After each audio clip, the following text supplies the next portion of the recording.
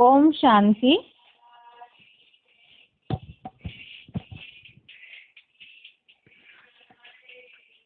भगवद गीता श्लोक क्लास में आज रविवार संगठन क्लास में हुए श्लोक टेस्ट के प्रश्नों का जवाब समझते हैं। श्लोक टेस्ट नंबर, श्लोक परीक्षा पत्र 48 नंबर, श्लोक टेस्ट नंबर 48।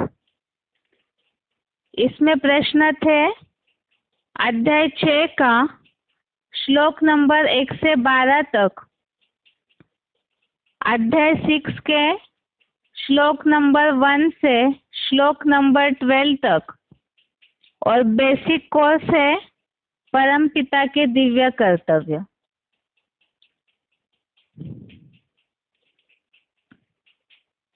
श्लोक टेस्ट में पहला प्रश्न है,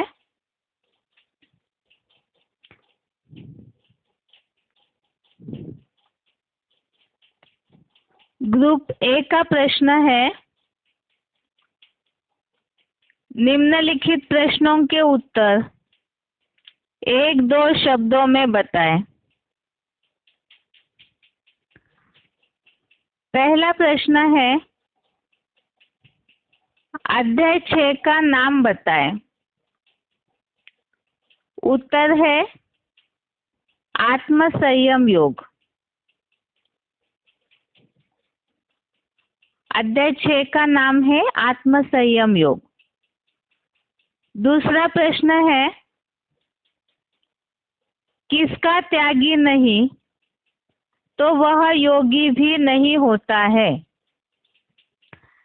किसका त्यागी नहीं तो वह योगी भी नहीं होता है। उत्तर है सर्व संकल्पों का त्यागी। अध्याय 6 संबंधित प्रश्न है, इसलिए उत्तर देते समय अध्याय का नाम हर प्रश्न के साथ नहीं लेंगे, केवल श्लोक नंबर बताएंगे। श्लोक नंबर 2 में इस बात का उत्तर आया हुआ है, सर्व संकल्पों का त्यागी नहीं है तो वह योगी भी नहीं है। अगला प्रश्न है तीसरा, योगारूढ़ के एक टिक होने का कारण क्या है। योगारूढ़ के एक टिक होने का कारण क्या है। उत्तर है तन धनादि के त्याग से चित्त की शांति।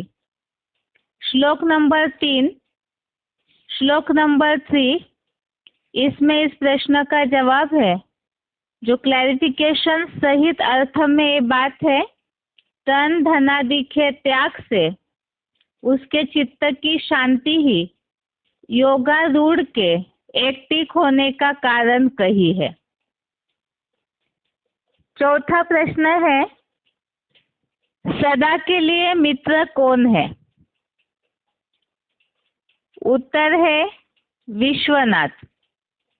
श्लोक नंबर 5, श्लोक नंबर 5, भावार्थ के नीचे ये वाक्य लिखा हुआ है, सदा मित्र एक विश्वनाथ ही है। पांचवा प्रश्न है, किसकी आत्मा शत्रुता करने में तत्पर रहती है। उत्तर है अनात्मस्थ देह भानी की चंचल मन वाली क्षीण बुद्धि आत्मा।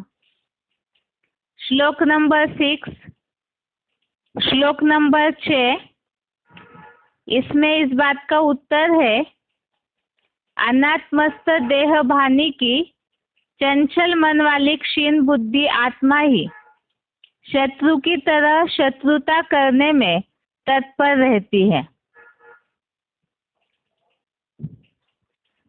अगला प्रश्न है 6 नंबर का, योगनिष्ठ योगी किसमें तृप्त रहता है। योगनिष्ठ योगी किसमें तृप्त रहता है। उत्तर है ज्ञान प्लस विशेष ज्ञान, अर्थात योग से आत्मा तृप्त रहती है। श्लोक नंबर 8, श्लोक नंबर 8, इसमें इस बात का उत्तर है ज्ञान प्लस विशेष ज्ञान, शिव के ज्ञान प्लस विशेष ज्ञान अर्थात योग से तृप्त आत्मा। 7वां प्रश्न है ईश्वरीय ज्ञान द्वारा मनुष्यों को जो जन्म मिलता है उसे कौन सा जन्म कहा जाता है? ईश्वरीय ज्ञान द्वारा मनुष्यों को जो जन्म मिलता है उसे कौन सा जन्म कहा जाता है? बेसिक कोर्स से संबंधित प्रश्न है ये। उत्तर है अलौकिक जन्म या आत्मा का पहचान रूपी जन्म। 8 नंबर का प्रश्न है ओम शब्द किसका प्रतीक है? ये भी बेसिक कोर्स से संबंधित प्रश्न है। उत्तर है ओम शब्द त्रिमूर्तियों का प्रतीक है। ओम इसका अर्थ ही है, ओम ये शब्द 3 अक्षरों से बना है, अ उ म।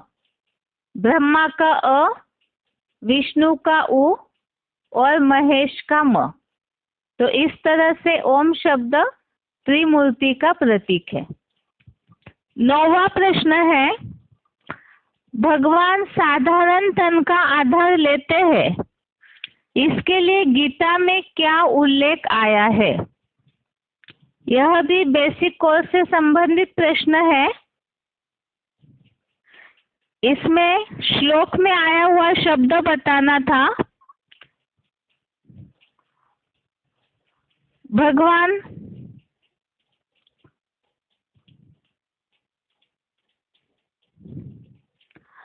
भगवान साधारण तन का आधार लेते हैं, इसके लिए गीता में आया है अध्याय 9 का 11वां श्लोक, अध्याय 9 का श्लोक नंबर 11। इसमें शब्द है मानुषिम तनुम आश्रितम। 10वां प्रश्न है किन किन में समान बुद्धि वाला योगी विशेष माना गया है? किन किन में समान बुद्धि वाला योगी विशेष माना गया है? उत्तर है 9वें श्लोक से संबंधित प्रश्न है ये। श्लोक नंबर 9 से संबंधित प्रश्न है। उत्तर है स्नेही, मित्र, शत्रु, उदासीन, मध्यस्थ, द्वेषी व बंधुजनों में इंद्रियों का साधना करता साधु और पापियों में भी समान बुद्धि वाला विशेष माना गया है। वैसे तो ये जो ग्रुप ए के प्रश्न है इनके उत्तर शब्दों में देने बताया है, तो बताते समय जिनको जो याद होगा उन्होंने वही बताया होगा। इस हिसाब से उत्तर बताते समय श्लोक में जितने भी शब्द आए हैं वो सारे ही उत्तर में लिए हुए हैं। एक बार उत्तर दोबारा, समान बुद्धि वाला योगी, तो यहाँ स्नेही, मित्र, शत्रु, उदासीन, मध्यस्थ, द्वेषी व बंधुजनों में इंद्रियों का साधना करता साधु और पापियों में भी समान बुद्धि वाला विशेष माना गया है। आगे है ग्रुप बी के प्रश्न। निम्नलिखित प्रश्नों के उत्तर 1-2 वाक्यों में बताएं। पहला प्रश्न है योग की स्थिति में ऊंचा चढ़ने के लिए क्या कारण है? उत्तर है श्लोक नंबर 3। श्लोक नंबर 3 से संबंधित ये प्रश्न था। उत्तर है योग स्थिति में चढ़ने के इच्छुक मुनि के लिए मन, वचन, कर्म से अलौकिक हुआ यज्ञ कर्म ऊंची अव्यक्त स्थिति का कारण कहा है? उत्तर दोबारा, योग स्थिति में चढ़ने के इच्छुक मुनि के लिए मन, वचन, यहाँ भावार्थ में वचन के लिए केवल व लिखा हुआ है, तो वो मन, वचन, कर्म से अलौकिक हुआ यज्ञ कर्म ऊंची अव्यक्त स्थिति का कारण कहा है। श्लोक समझते समय हमने समझा था यज्ञ सेवा जितनी करते हैं तो सेवाधारियों को बाप दादा याद करते हैं, तो ऐसों की याद की स्थिति भी ऊंची चढ़ती है। दूसरा प्रश्न है, जो सन्यासी और कर्म योगी भी है उनके लक्षण बताएं। सन्यासी भी और कर्म योगी भी है, उनके लक्षण बताएं। तो यहाँ दोनों श्लोकों में सन्यासी और कर्म योगियों के लक्षणों का उल्लेख आया हुआ है। श्लोक नंबर 1 और दूसरा, श्लोक नंबर 1 और 2, इन दोनों में भी इसका उत्तर आया हुआ है। बताते समय किसी ने कोई एक ही श्लोक बताया होगा अर्थ में, इसीलिए दोनों श्लोकों का भावार्थ में जो उल्लेख है उसे देखते हैं। एक तो पहले श्लोक में जो उल्लेख आया हुआ है कि एक तो कर्म फल का आश्रय न लेकर करने योग्य कर्म करता है, वो बेहद का सन्यासी भी है और कर्म योगी भी है। और दूसरी बात इसी श्लोक में, श्लोक नंबर 1 में एक बात और भी बताई कि वो ज्ञान योग अग्निहीन नहीं है और निष्क्रिय भी नहीं है, अर्थात ज्ञान और योग अग्नि के साथ जुड़ा हुआ रहता है कर्मयोगी और निठल्ला निष्क्रिय नहीं बैठता है। उत्तर दोबारा, उत्तर में पूरा श्लोक का भावार्थ ही डाला हुआ है, संक्षेप में सिर्फ इसे समझते हैं। एक तो कर्म फल का आश्रय न लेकर करने योग्य कर्म करता है, वो बेहद का सन्यासी और कर्म करते योगी है। और दूसरी बात इसी श्लोक में उल्लेखित है, ज्ञान योगाग्निहीन नहीं और निष्क्रिय निठल्ला भी नहीं है। और श्लोक नंबर 2, श्लोक नंबर 2, इसमें इस बात का उल्लेख आया है, मनसा संकल्पों से भी संपूर्ण त्यागी सन्यासी है, उसे ही कर्मयोग समझो। और कोई इंद्रियों से करता या न कराता हुआ सर्व संकल्पों का त्यागी नहीं है तो योगी भी नहीं होता है। तो कर्म योगी की और सन्यासी की दूसरी परिभाषा दूसरे श्लोक में भी इस बात का उत्तर आया है, मनसा संकल्पों से जो त्यागी है और सन्यासी भी है और कर्मयोगी भी है। तीसरा प्रश्न है, परम पार्थधारी हीरो आत्मा किन बातों में संतुष्ट रहती है? परम पार्थधारी हीरो आत्मा किन बातों में संतुष्ट रहती है?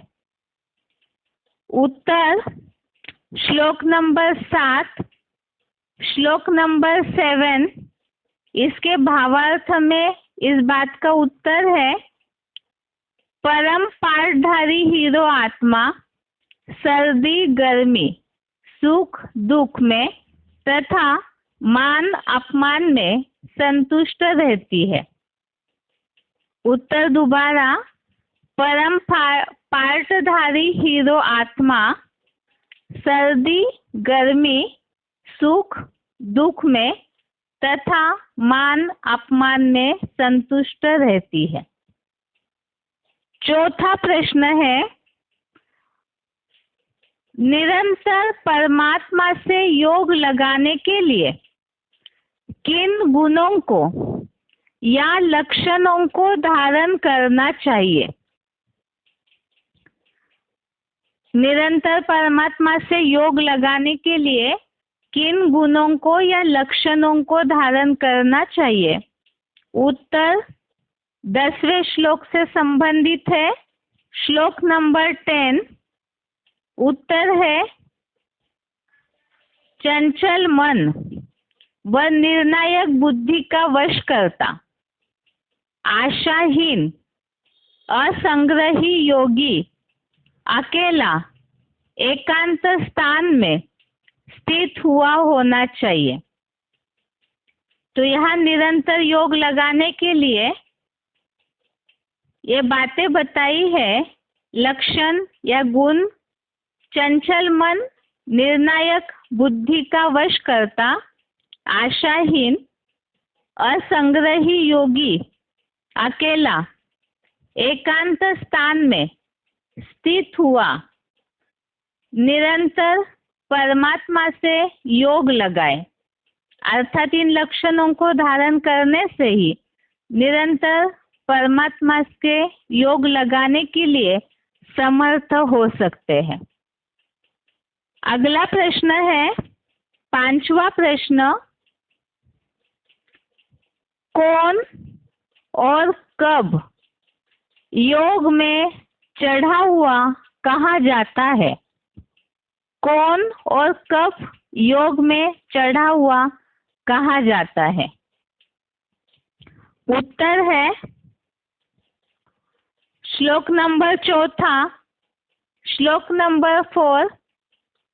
इसमें इस बात का उत्तर है, जब काम विकार के संकल्प सहित सब संकल्पों का संपूर्ण त्यागी आत्म बिंदु स्मृति से न लोलुप इंद्रियों के कर्मों में और न इंद्रिय के स्पर्श रूप रस आदि विविध भोगों में आसक्त होता है, तब योग की सर्वोच्च अव्यक्त स्थिति में चढ़ा हुआ कहा जाता है।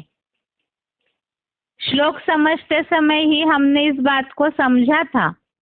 एक तो काम विकार के संकल्प सहित सब संकल्पों का त्यागी, और दूसरी बात इंद्रियों के जो विषय भोग है जिसमें मन बार बार दौड़ता है, तो उन सब बातों से, अर्थात ऐसा योगी जो ये सारे इंद्रियों के विषय भोगों में आसक्त नहीं होता है, तो ऐसा ही योग की सर्वोच्च अव्यक्त स्थिति में चढ़ा हुआ कहा जाता है।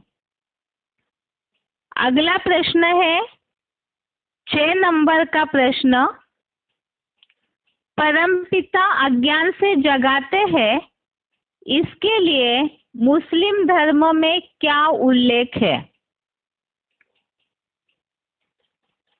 बेसिक कोर्स से संबंधित प्रश्न है ये, और उत्तर है परमपिता अज्ञान से जगाते हैं, इसके लिए मुस्लिम धर्म में ऐसा उल्लेख है, खुदा कब्र दाखिल को जगाते हैं। कोर्स में हमने इस बात को समझा था, आत्मिक जागरूकता या आत्मा को अपनी पहचान मिलती है, अज्ञान से ज्ञान की ज्योति मिलती है। इसीलिए लिए मुस्लिम धर्म वाले ऐसे कहते हैं, कयामत के समय खुदा आकर के कब्र दाखिल जो है उनको जगाएंगे। अगला 7वां प्रश्न है, ओमकार नाद का अर्थ क्या है? ओमकार नाद का अर्थ क्या है? बेसिक कोर्स से संबंधित प्रश्न है ये। उत्तर है ओमकार का मतलब है ओम का कार्य, अर्थात अ ब्रह्मा का स्थापना का कार्य, उ विष्णु का पालना का कार्य और म अर्थात महेश का विनाश का कार्य, और इन कार्यों का नाथ है ओमकार नाथ। उत्तर दोबारा, ओम शब्द में 3 मूर्तियों के अक्षर छिपे हुए हैं। ओमकार का मतलब है ओम का कार्य। ओम अर्थात अ उ म, अ अर्थात ब्रह्मा का स्थापना का कार्य, उ अर्थात विष्णु का पालना का कार्य, म अर्थात महेश का विनाश का कार्य, और इन कार्यों का नाथ है ओमकारनाथ। 8वां प्रश्न है योग निष्ठ किसे कहा जाता है? उत्तर श्लोक नंबर 8 श्लोक नंबर 8 से संबंधित है। शिव के ज्ञान प्लस विशेष ज्ञान अर्थात योग से तृप्त आत्मा परम ब्रह्म के ऊंचे शिखर पर स्थिर, विशेष कामेंद्रिय को भी जीतने वाला, मिट्टी पत्थर स्वर्ण आदि में समान भाव वाला योगी योग निष्ठ है ऐसा कहा जाता है। इस श्लोक में यही बात आई है। एक तो योग निष्ठ जो है वो ज्ञान योग से तृप्त होगा और याद की शिखर पर स्थिर अर्थात ऊंची स्टेज में स्थिर, कामेंद्रिय को जीतने वाला और मिट्टी पत्थर स्वर्ण आदि सब बातों में समान होगा, तो वो योगी योग निष्ठ है। अगला प्रश्न है 9 नंबर का प्रश्न है आत्मा को किसके द्वारा कहाँ ले जाना है और कहाँ जाने नहीं देना है?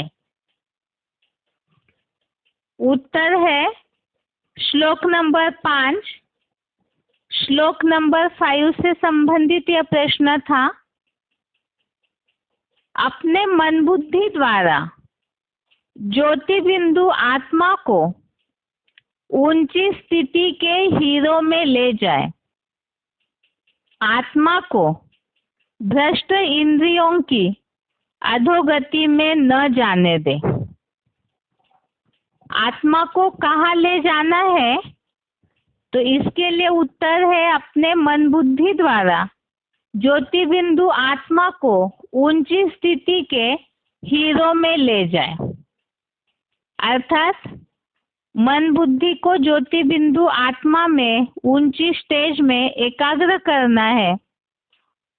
और दूसरा कहाँ जाने नहीं देना है, इसका उत्तर आत्मा को भ्रष्ट इंद्रियों की अधोगति में न जाने दे, अर्थात मन बुद्धि को इंद्रियों की तरफ न जाने दे, आत्मा में ही एकाग्र करे, नहीं तो इंद्रियों की अधोगति में न जाने दे। ये उत्तर है। अगला ग्रुप सी का प्रश्न है निम्नलिखित संस्कृत शब्दों के हिंदी शब्द बताएं।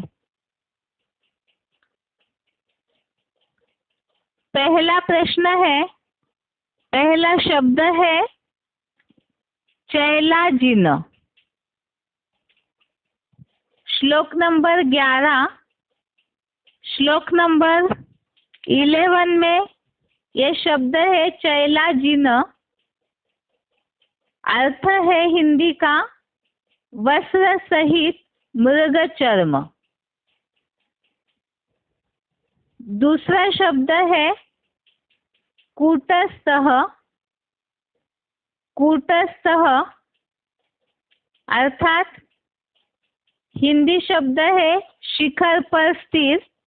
श्लोक नंबर 8, श्लोक नंबर 8 में ये शब्द है कूटस्थः, शिखर पर स्थिर। तीसरा शब्द है समाहितः। समाहितः श्लोक नंबर 7, श्लोक नंबर 7 में इसका हिंदी अर्थ है संतुष्ट रहती है।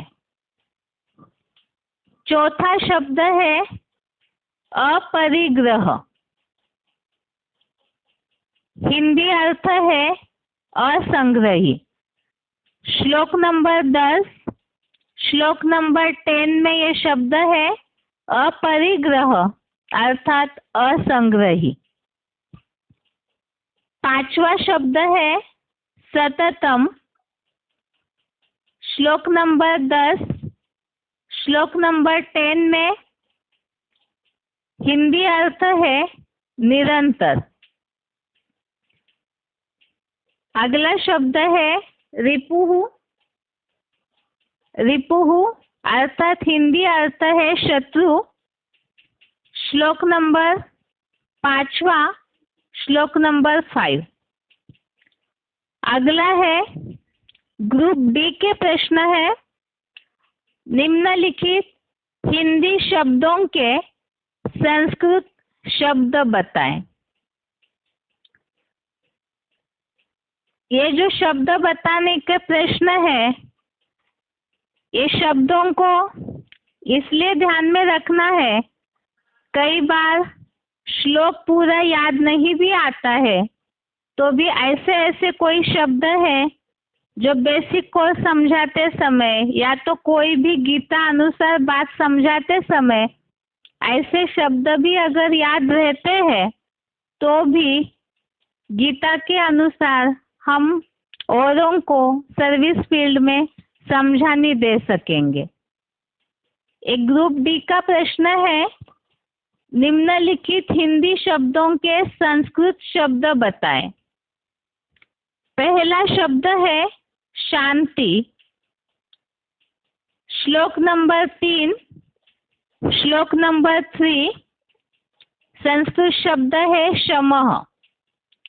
शांति का संस्कृत शब्द है समः, शमः। दूसरा शब्द है चढ़ने के इच्छुक। श्लोक नंबर 3, श्लोक नंबर 3 चढ़ने के इच्छुक, इसका संस्कृत शब्द है आरुरुक्षो। तीसरा शब्द है आत्मजयी। श्लोक नंबर 7, श्लोक नंबर 7 आत्मजयी, इसका संस्कृत शब्द है जितात्मनः। चौथा है शब्द चित्त और इंद्रिय क्रिया का वश करता। चित्त और इंद्रिय क्रिया का वश करता। श्लोक नंबर 12, श्लोक नंबर 12 इसका संस्कृत शब्द है यत चित्तेन्द्रिय क्रियः। चित्त और इंद्रिय क्रिया का वश करता, इसके लिए संस्कृत शब्द है श्लोक नंबर 12 में यत चित्तेन्द्रिय क्रियः। पांचवा शब्द है आशाहीन। श्लोक नंबर 10, श्लोक नंबर 10 में इसका संस्कृत शब्द है निराशी। छठवा शब्द है परम शांत। परम शांत के लिए संस्कृत शब्द है श्लोक नंबर 7 में, श्लोक नंबर 7 में प्रशांतस्य।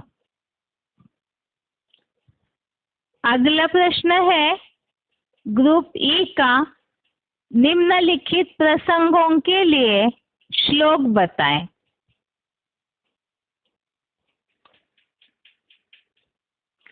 पहला शब्द है,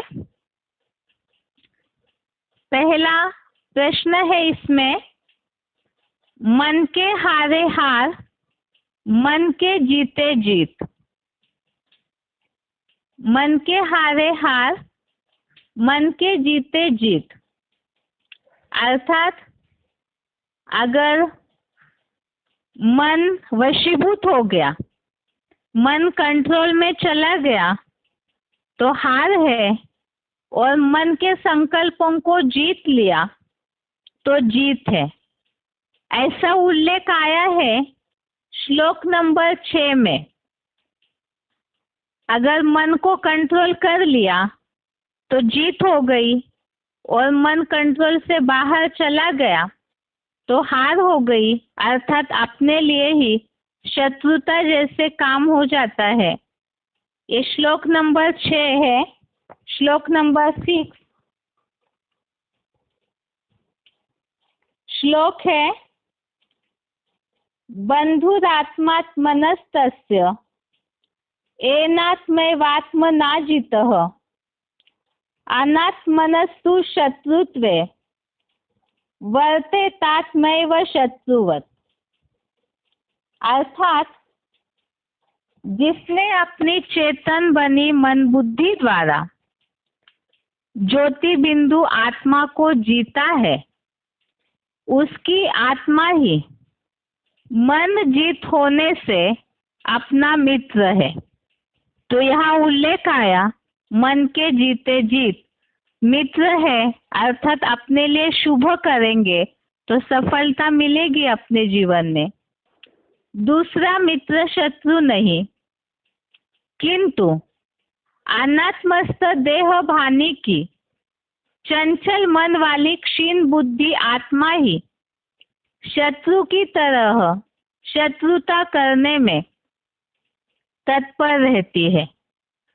तो चंचल मन और क्षीण बुद्धि जो है वो कंट्रोल में चली गई इंद्रियों के, देह भान के, तो अपने लिए शत्रुता कर लेती है।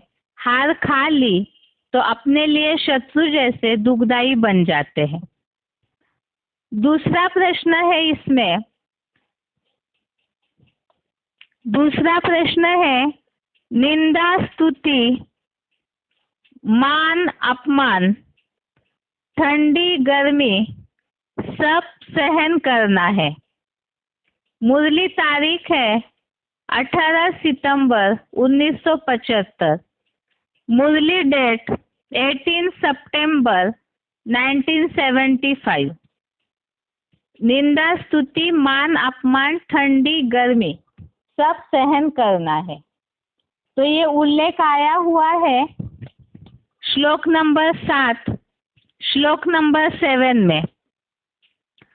जितात्मनः प्रशांतस्य परमात्मा समाहितः शीतोष्ण सुख दुखेषु तथा मानापमानयो। अर्थात आत्मजयी परम शांत बिंदु बने पुरुष की परम पार्थधारी हीरो आत्मा। गीता के 15वें अध्याय के 17वें श्लोक में जो परमात्मा पार्थधारी का उल्लेख है, तो ऐसे परम पार्थधारी हीरो आत्मा सर्दी गर्मी सुख दुख में तथा मान अपमान में संतुष्ट रहती है। तीसरा प्रश्न है, रूहानी दृष्टि से सृष्टि बदलो। अव्यक्तवाणी तारीख 16 सितंबर 1976। अव्यक्तवाणी डेट 16 सितंबर 1976। रूहानी दृष्टि से सृष्टि बदलो। श्लोक नंबर 9, श्लोक नंबर 9। इसमें आत्मिक भाव सभी को समान दृष्टि से अर्थात आत्म ज्योति बिंदु से दृष्टि से देखने की बात का उल्लेख आया हुआ है कि कैसी भी कोई आत्मा हो सभी को ही समान दृष्टि से देखना है। श्लोक नंबर 9, श्लोक नंबर 9। श्लोक है, सुहृन्मित्रारुदासीन मध्यस्थ द्वेष बंधुषु साधुष्वपि च पापेषु समबुद्धिर्विशिष्यते, अर्थात स्नेही, मित्र, शत्रु, उदासीन, मध्यस्थ, द्वेषी व बंधुजनों में इंद्रियों की साधना करता साधु और पापियों में भी समान बुद्धि वाला विशेष माना गया है। तो समान बुद्धि, समान नजर सबके प्रति तभी होगी जब सबको आत्म ज्योति बिंदु की नजर से ही देखेंगे। तो वही रूहानी दृष्टि से सृष्टि बदलना है। चौथा प्रश्न है, जीवात्मा अपना ही मित्र है, अपना ही शत्रु है। मुरली तारीख 21 मार्च 1967, मुरली डेट 21 मार्च 1967। जीवात्मा अपना ही मित्र है, अपना ही शत्रु है। इसका उत्तर है श्लोक नंबर 5, श्लोक नंबर 5 में। ये मुरली पॉइंट इस 5वें श्लोक के नीचे ही लिखा हुआ है। श्लोक है, उद्धरेदात्मनात्मानं नात्मानं अवसादयेत्, आत्मैव ह्यात्मनो बंधु, आत्मैव रिपुरात्मनः। अर्थात अपने मन बुद्धि द्वारा ज्योति बिंदु आत्मा को ऊंची स्थिति के हीरो में ले जाए, आत्मा को भ्रष्ट इंद्रियों की अधोगति में न जाने दे, क्योंकि ज्योति बिंदु आत्मा ही अपना सदाकाल सहयोगी मित्र है, आत्मा ही अपना शत्रु है। और इसी के नीचे ये पॉइंट लिखा हुआ है, जीवात्मा अपना ही मित्र है, अपना ही शत्रु है और सदा मित्र एक ही विश्वनाथ है। आगे का प्रश्न है 5वां प्रश्न, जितना ईश्वरीय सेवा में अर्पण करते जाएंगे उतना अवस्था याद की चढ़ती जाएगी। VCD number 758, VCD number 758।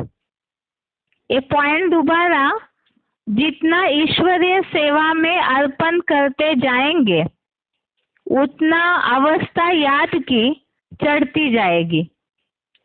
तो यहाँ श्लोक नंबर 3, श्लोक नंबर 3 में इस बात का उल्लेख आया है, यज्ञ सेवा या यज्ञ कर्म जो है वही ऊंची स्थिति का योग की अवस्था में चढ़ने का कारण है।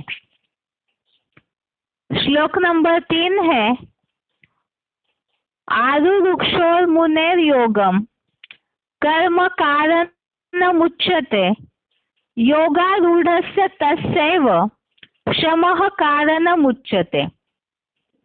अर्थात योग स्थिति में चढ़ने के इच्छुक मुनि के लिए मन वचन कर्म से अलौकिक हुआ यज्ञ कर्म ऊंची अव्यक्त स्थिति का कारण कहा है, और तन धनादि के त्याग से उसके चित्त की शांति ही योगारूढ़ के एक टीक होने का कारण कही है। आगे है 6वां प्रश्न, जब तुम अच्छे योगी बनेंगे कहाँ भी आंख नहीं डूबेगी तो फिर तुम्हारी इंद्रियां शांत हो जाएगी। मुरली तारीख 16 अगस्त 1991, मुरली डेट 16 अगस्त 1991। ये पॉइंट दोबारा, जब तुम अच्छे योगी बनेंगे कहाँ भी आंख नहीं डूबेगी तो फिर तुम्हारी इंद्रियां शांत हो जाएगी। तो इसके लिए 2 श्लोक टैली होते हैं। एक तो श्लोक नंबर 8वां, श्लोक नंबर 8, इसमें भी इस बात का उल्लेख है, विजितेंद्रियः, अर्थात जब योगी बन जाएंगे, ज्ञान योग से तृप्त होके ऊंची स्टेज में टिक जाएंगे याद की, तो विजितेंद्रियः अर्थात इंद्रियों को जीतने वाले बनेंगे। जो पॉइंट में उल्लेख आया है, तुम्हारी इंद्रियां शांत हो जाएगी और आंखें कहीं डूबेगी ही नहीं, क्योंकि ज्ञान योग से तृप्त है। ये श्लोक है 8वें नंबर का।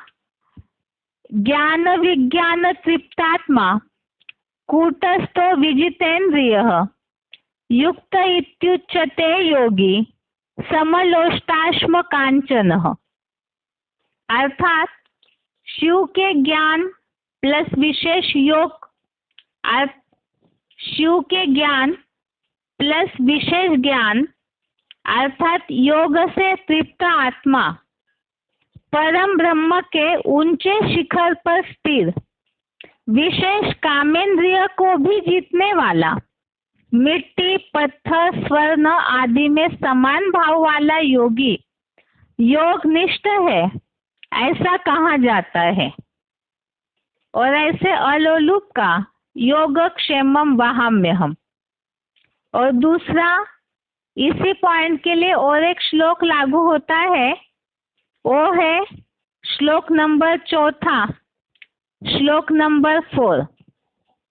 इसमें भी इस बात का उल्लेख आया है कि ऐसे जो योग की स्थिति में चढ़ा हुआ, वो न इंद्रियों के भोगों में आसक्त होता है, और जैसे कि यहाँ सब काम विकार के संकल्प से रहित, सब संकल्पों का त्यागी, तो योग की स्थिति में जो चढ़ा हुआ है, आँख कहीं भी नहीं डूबेगी, ऐसे पॉइंट में उल्लेख आया हुआ है। तो योग की स्थिति में चढ़े हुए इंद्रिय जीत बन जाते हैं। ये श्लोक है 4 नंबर का। यदा ही निंद्रियार्थेषु न कर्म स्वनुसज्जते सर्व संकल्प संन्यासी योगारूढ़स्तदोच्यते। अर्थात क्योंकि जब काम विकार के संकल्प सहित सब संकल्पों का संपूर्ण त्यागी आत्म बिंदु स्मृति से न लोलुप इंद्रियों के कर्मों में और न इंद्रिय के स्पर्श रूप रस आदि विविध भोगों में आसक्त होता है, तब योग की सर्वोच्च अव्यक्त स्थिति में चढ़ा हुआ कहा जाता है। तो जो ऊंची स्थिति में चढ़ जाते हैं, वो इंद्रियों के कोई भी भोगों में आसक्त न होने की बात यहाँ आई है। अगला प्रश्न है ग्रुप एफ का। निम्नलिखित प्रश्नों के उत्तर संक्षेप में बताएं। ये दोनों संक्षेप वाले जो प्रश्न है वो बेसिक कोर्स से संबंधित है। पहला प्रश्न है, अजन्मा और विदेही शिव अपना कार्य करने के लिए साकार में आते हैं, इसको गीता के आधार से सिद्ध करें। प्रश्न दोबारा, अजन्मा और विदेही शिव अपना कार्य करने के लिए साकार में आते हैं, इसको गीता के आधार से सिद्ध करें। इसमें उत्तर में पहला प्रूफ है कि शिव अजन्मा और विदेही होते हुए भी साकार में कार्य करते हैं, इसका पहला प्रूफ। निराकार शिव परम पिता अजन्मा विदेही है, अर्थात उनको अपना शरीर ही नहीं है। इसके लिए अजन्मा शिव भगवान प्रकृति का आधार लेते हैं, अर्थात मनुष्य तन का आधार लेते हैं, क्योंकि मनुष्य तन जो है और प्रकृति के 5 तत्वों का सबसे अच्छा उदाहरण है, क्योंकि बेसिक कोर्स में सबसे पहला पार्ट हम समझते हैं कि 5 तत्वों से मिलकर के ही मनुष्य का तन बनता है। दूसरी बात, गीता में भी आया है, अजन्मा भगवान प्रकृति को अधीन करके आत्मशक्ति से जन्म लेता हूँ। चौथे अध्याय का 6वां श्लोक, अध्याय 4 का श्लोक नंबर 6 में इस बात का उल्लेख आया है, अजन्मा होते हुए भी प्रकृति को अधीन कर आत्मशक्ति से जन्म लेता हूँ। ये श्लोक में 2 शब्द आए हुए हैं, एक तो अजह और प्रकृति को अधीन करने की बात के लिए प्रकृतिम स्वामधिष्ठाय। ये श्लोक है, अजोपि सन्वयात्मा भूतानामीश्वरोऽपि सन् प्रकृतिम स्वामधिष्ठाय संभवाम्यात्म मायया। तीसरी बात, अब प्रकृति को अधीन करते हैं तो ऐसे समझेंगे गर्भ से जन्म लेते हैं। जैसे यहाँ प्रकृति को अधीन करना अर्थात मनुष्य शरीर का आधार लिया, तो गीता में भी ये उल्लेख आया है, भगवान एक साधारण मनुष्य तन का आधार लेते हैं। 9वें अध्याय का 11वां श्लोक, अध्याय 9 का श्लोक नंबर 11, इसमें मानुषिम तनुम आश्रितम अर्थात मनुष्य तन का आश्रय लेते हैं। ये श्लोक है, औजानन्ति माम मूढ़ा मानुषिम तनुम आश्रितम परम भावम अजानन्तो मम भूत महेश्वरम। चौथी बात, मनुष्य तन का आधार लेते, इसका मतलब गर्भ से जन्म लेते ऐसे समझेंगे, लेकिन हमने इस बात को पहले ही समझा कि वो अजन्मा है और अगर्भा है। तो इसी के लिए ही कैसे आधार लेते हैं मनुष्य तन का, उसके लिए बात आई है, परम पिता पर काया प्रवेश करते हैं। शिव परम पिता मनुष्य तन में पर काया प्रवेश करते हैं, जिसके लिए गीता में भी आया है कि वे प्रवेश करने योग्य है। 11वें अध्याय का 54वां श्लोक, अध्याय 11 का श्लोक नंबर 54 में पर काया प्रवेश अर्थात कि शिव भगवान प्रवेश करने योग्य है, इसके लिए इस श्लोक में उल्लेख है प्रवेश तुम। यह श्लोक है, भक्त्या त्वनन्नया शक्य अहमेवा विदोर्जुन ज्ञातुम द्रष्टुम च तत्वेन प्रवेष्टुम च परंतप। और ये जो परकाया प्रवेश, परम पिता प्रवेश करने योग्य है, तो प्रवेश करके जो कार्य करते हैं, इस कार्य के लिए ही गीता में उनका उस कार्य के लिए ही उल्लेख है।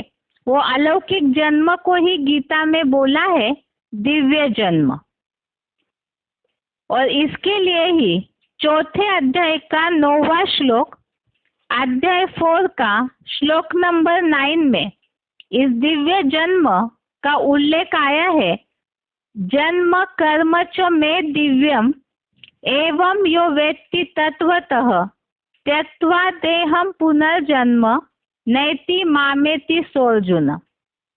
तो परम पिता विदेही होते हुए भी मनुष्य तन का आधार लेते अर्थात परकाया प्रवेश करते और प्रवेश करके जो कार्य करते हैं उस दिव्य जन्म और दिव्य कर्म के लिए ही इस श्लोक में उल्लेख आया, जन्म कर्म च मे दिव्यम।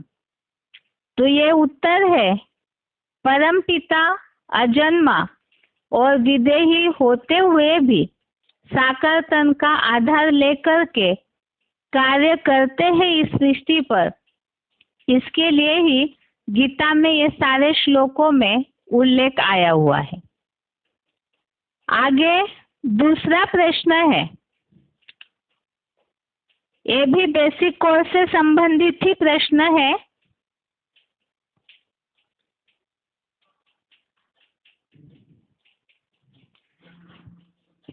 क्या ब्रह्मा, विष्णु और महेश स्वयं उत्पत्ति, पालना और विनाश के कार्य करने वाले भगवान है या उनसे भी ऊंची शक्ति कोई और है? प्रश्न दोबारा, क्या ब्रह्मा, विष्णु और महेश स्वयं उत्पत्ति, पालना और विनाश के कार्य करने वाले भगवान है या उनसे भी ऊंची शक्ति कोई और है? उत्तर है इसका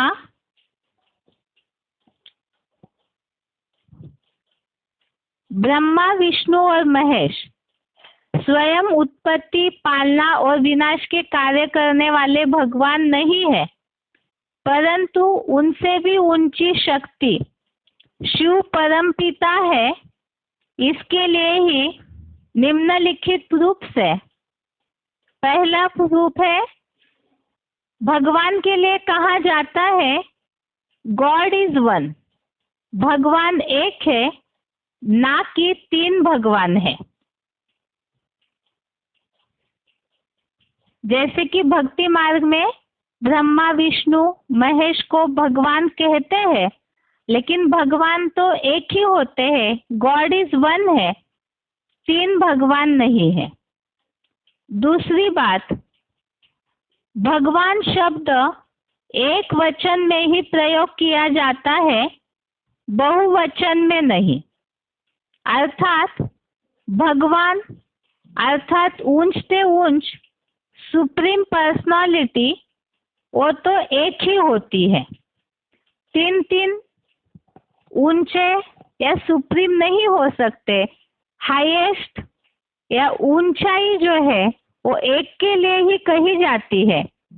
और जैसे देवताओं के लिए अनेक वचन में देवता ये शब्द आता, लेकिन भगवान ये शब्द हमेशा ही एक वचन में ही प्रयोग किया जाता है।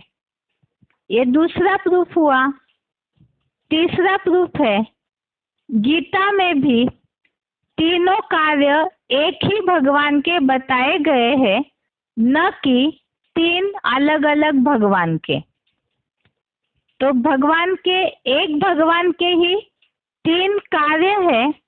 इसका उल्लेख गीता के 13वें अध्याय का 16वां श्लोक, अध्याय 13 का श्लोक नंबर 16 और अध्याय 9 का श्लोक नंबर 18, 9वें अध्याय का 18वें श्लोक में भी ये उल्लेख है, एक ही भगवान के तीन कार्य है।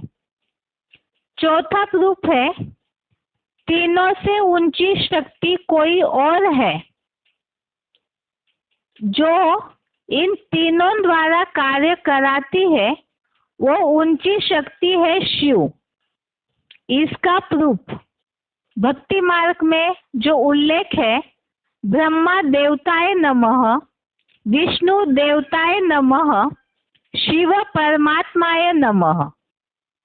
शिव के लिए देवता शब्द का प्रयोग नहीं किया गया है, परंतु परमात्मा कहा गया है। अर्थात ही जो तीन देवताएं, ब्रह्मा देवताएं, विष्णु देवताएं, इन लोगों के लिए शब्दांकन अलग उपयोग किया गया और इन देवताओं से अलग कैटेगरी शिव परमात्माए नमः ऐसे कहा है। तो परमात्मा परम अर्थात ही श्रेष्ठ ते श्रेष्ठ, जो कि शिव परमात्मा इन तीनों से ऊंचे है, क्योंकि परम अर्थात श्रेष्ठ। पांचवी बात, तीनों से भी ऊंची शक्ति को परम ब्रह्म बोला गया है, जिसका प्रूफ भक्ति मार्ग में जो शास्त्रों में उल्लेख है, गुरु ब्रह्मा गुरु विष्णु गुरुदेवो महेश्वरः, गुरु साक्षात परब्रह्म तस्मै श्री गुरवे नमः। तो इन तीनों से भी अलग और एक पर्सनालिटी को इस उल्लेख में दिखाया है। गुरु ब्रह्मा, गुरु विष्णु, गुरु देवो महेश्वर, ये तीनों अलग और इनसे भी आगे गुरु साक्षात पर ब्रह्म, तस्मै श्री गुरवे नमः। शास्त्रों में भी भगवान के लिए कहते हैं पार ब्रह्म परमेश्वर, जैसे कि श्लोक में आया है परम ब्रह्म। तो इससे भी सिद्ध होता है इन तीनों से भी ऊंची शक्ति कोई और है। आगे छठवां प्रूफ है, इन तीन मूर्तियों से भी, आगे छठवीं बात है, इन तीन मूर्तियों से भी ऊंची परम शक्ति कोई और है। इसका प्रूफ है ओम और ओमकार का राज।